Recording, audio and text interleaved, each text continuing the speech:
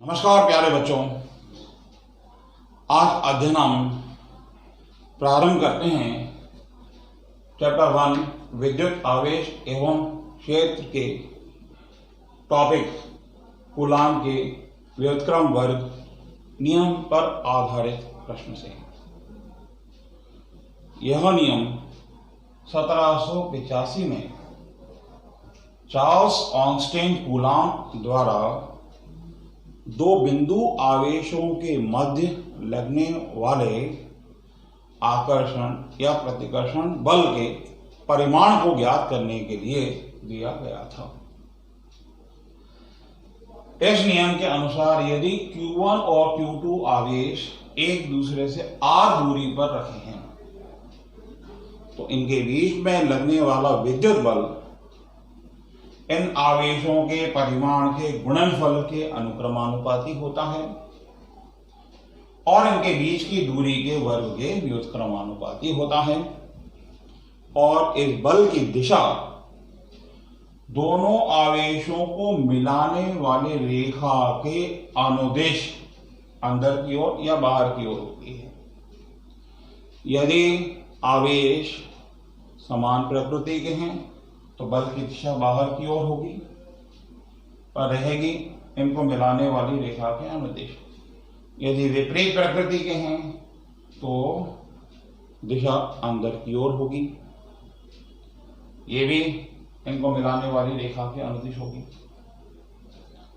इसके आधार पर जो नियम आपको लिखवाया गया है उसमें कहा गया है दो बिंदु आवेशों के मध्य लगने वाला आकर्षण या प्रतिकर्षण बल आवेशों के परिमाण के गुणनफल के अनुक्रमानुपाती तथा उनके बीच की दूरी के वर्ग के व्युत्क्रमानुपाती होता है तथा बल की दिशा दोनों आवेशों को मिलाने वाली रेखा के अनुदिश होती है। हम इस गणितीय गणना के आधार पर इनको मिला करके ये फार्मूला लिख सकते हैं। ऐसा सिस्टम में बल ज्ञात करने के लिए ये फार्मूला है। ये मान न्यूटन में प्राप्त होगा और ये मान हमें डाइन में प्राप्त होगा। ये सीजीएस पद्धति में बल ज्ञात करने के लिए कूलाम के नियम के आधार पर फार्मूला है। इस फार्मूले के अंदर ये ε0 वायु या निर्वात की विद्युतशीलता एक नियतांक है और दूसरा नियतांक है K, जिसे माध्यम का परावैद्युतांक कहते हैं। इनके मान इस प्रकार से लिखते हैं, ये ज्ञात किए गए हैं। ε0 का मान 8.85 गुणा 10⁻⁻12 कूलाम स्क्वायर प्रति न्यूटन मीटर स्क्वायर होता है और परावैद्युतांक के मान माध्यम की प्रकृति पर निर्भर करते हैं। वायु के लिए या निर्वात के लिए K का मान 1, धातुओं के लिए K का मान अनंत, पानी के लिए 81, अन्य माध्यमों के लिए अलग अलग ये होता है। मुख्यतः ये मान अधिक परीक्षा में पूछे जाते हैं, इसलिए इन्हें हम ध्यान रखते हैं। हम बल की गणना करने के लिए अगर आवेश के मान दिए हैं, दूरी दी है, तो बल की गणना करने के लिए हम इनका इस्तेमाल करते हैं। हम इस मान को डायरेक्ट लिखने के बजाय ये मान इसमें रखते हैं। ε0 को रख करके भी यही हल होता है। इसलिए संख्यात्मक तौर पर आंकिक प्रश्नों के लिए जब भी हम इस फार्मूले का इस्तेमाल करते हैं तो ये मान ध्यान रखें। तो यह था कूलाम का व्युत्क्रम वर्ग का नियम। अब देखते हैं ये नियम किन किन परिस्थितियों में लागू होता है। पहली कंडीशन है, पहली परिस्थिति है ये नियम केवल बिंदु आवेशों के लिए सत्य है। दूसरी कंडीशन है यह नियम स्थिर आवेशों के लिए ही सही माना गया है। तीसरा पॉइंट है यह नियम 10⁻⁻15 मीटर से कम दूरी के लिए सही नहीं है और बहुत अधिक दूरी के लिए भी ये मान, इससे हम बल ज्ञात नहीं कर सकते। तो कम दूरी के लिए और अधिक दूरी के लिए दोनों कंडीशन में ये नियम फॉलो नहीं होता। आवेश गति करेंगे तो ये नियम लागू नहीं होगा। आवेश बड़े आकार के होंगे तो ये नियम लागू नहीं होता। कूलाम के नियम के आधार पर हम अगले प्रश्न में जो आपको कूलाम और स्थिर कूलाम की परिभाषा पूछी गई है वो हम ऐसे ही फार्मूले के आधार पर दे सकते हैं। हमें कूलाम की परिभाषा देनी है। कूलाम की परिभाषा देने के लिए हम अगर आवेशों के परिमाण को समान लें, Q1 और Q2 का मान Q लें, दूरी का मान 1 मीटर लें, माध्यम वायु या निर्वात लें यानी K का मान 1 लें, और अब हम ये मान इस फार्मूले में रखें और इनके बीच में लगने वाला बल 9 गुणा 10⁹ न्यूटन लें, तो जो बल का मान है, जो हमें Q का मान प्राप्त होगा, इसे हल करने पर यह हमें मान प्राप्त होगा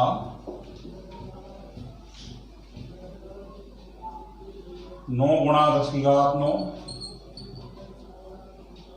फिर 1/4πε0 भी 9 गुणा 10⁹, K का मान 1, Q1 Q2 की जगह Q स्क्वायर 1 स्क्वायर, यहाँ Q की वैल्यू ±1 प्राप्त हो गई, यानी Q का मान ±1 कूलाम होगा। तो हम कूलाम की परिभाषा लिख सकते हैं, बता सकते हैं कूलाम की परिभाषा। एक तो सबसे पहली बात ध्यान रखें कि यह कूलाम SI पद्धति में आवेश का मात्रक होता है, और इसे परिभाषित करने के लिए हम इस फार्मूले के आधार पर कह सकते हैं कि एक कूलाम वह आवेश है जो अपने से 1 मीटर दूरी पर वायु या निर्वात में ठीक उसी प्रकार के आवेश पर 9 गुणा 10⁹ न्यूटन का बल लगाता है। और इसी आधार पर हम CGS पद्धति में स्थिर कूलाम की परिभाषा भी लिख सकते हैं। स्थिर कूलाम की परिभाषा में लिखेंगे, यहाँ दूरी को हम मीटर की जगह सेंटीमीटर ले लेते हैं, माध्यम वायु या निर्वात लेंगे और बल का मान 1 डाइन लेंगे।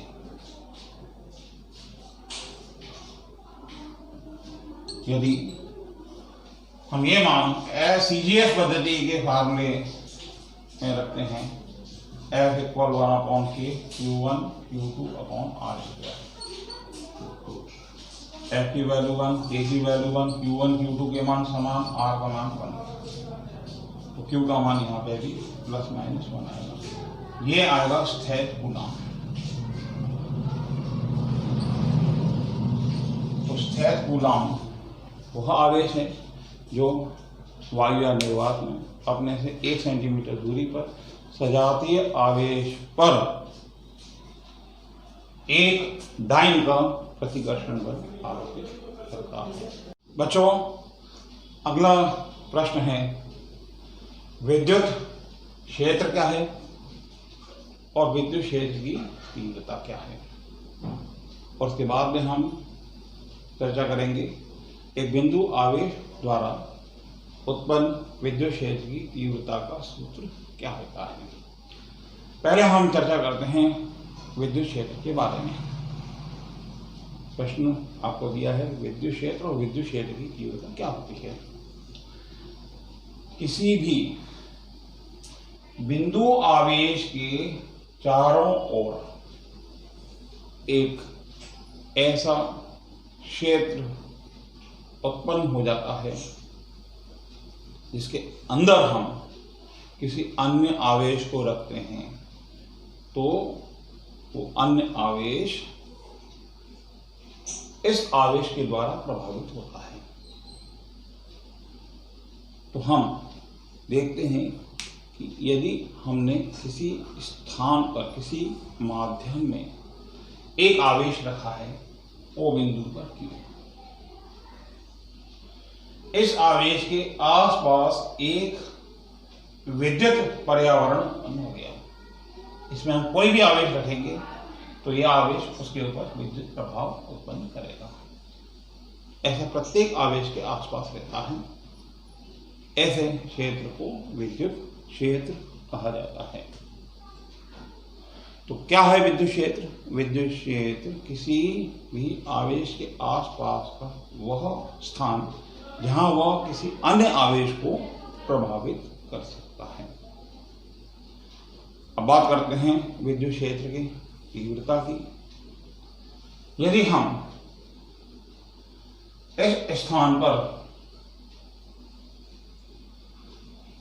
किसी आवेश प्लस Q0 को रखें, प्लस Q0 को हम धनात्मक परीक्षण आवेश कहते हैं। तो हम यहाँ धनात्मक परीक्षण आवेश कहते हैं। तो इस पर लगने वाले बल Q0 आवेश पर यदि F बल आरोपित करता है तो आवेश पर लगने वाले बल और आवेश के परिमाण का अनुपात ये कहलाता है विद्युत क्षेत्र की तीव्रता। इसे हम कैपिटल E से व्यक्त करते हैं। फॉर्मूले के आधार पर इसका मात्रक लिखा जा सकता है न्यूटन प्रति कूलम्ब। तो हम तीव्रता को परिभाषित कर सकते हैं। विद्युत क्षेत्र के अंदर किसी बिंदु पर रखे धनात्मक परीक्षण आवेश पर लगने वाले बल और आवेश के परिमाण के अनुपात को विद्युत क्षेत्र की तीव्रता कहते हैं। बल सदिश राशि है, इसलिए तीव्रता भी सदिश राशि होती है। इसकी दिशा हम धनात्मक आवेश से परीक्षण आवेश पर लगने वाले बल की दिशा में लेते हैं, और यदि ऋणात्मक आवेश है तो ऋणात्मक आवेश की ओर तीव्रता की दिशा होगी। तीव्रता की दिशा धन आवेश से ऋण आवेश की ओर होती है। अब हम इसका विमीय सूत्र भी निकाल सकते हैं। F के स्थान पर हम रखें mL T-2, ये बल का विमीय सूत्र होता है, और आवेश का विमीय सूत्र होगा A और T। इसको हल करके हम बल का विमीय सूत्र लिख सकते हैं mL T-3 A-1। इन दोनों को मिलाकर के लिखा जा सकता है mL T-3 A-1 बल का तीव्रता का विमीय सूत्र।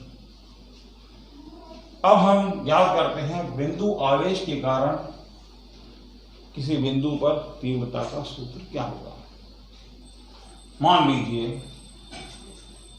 किसी माध्यम में O बिंदु पर एक बिंदु आवेश +Q रखा है। इस आवेश से स्मॉल r दूरी पर एक बिंदु है P, और हमें इस बिंदु पर विद्युत क्षेत्र की तीव्रता का मान ज्ञात करना है। हम इसके लिए यहां परीक्षण आवेश Q0 रखते हैं।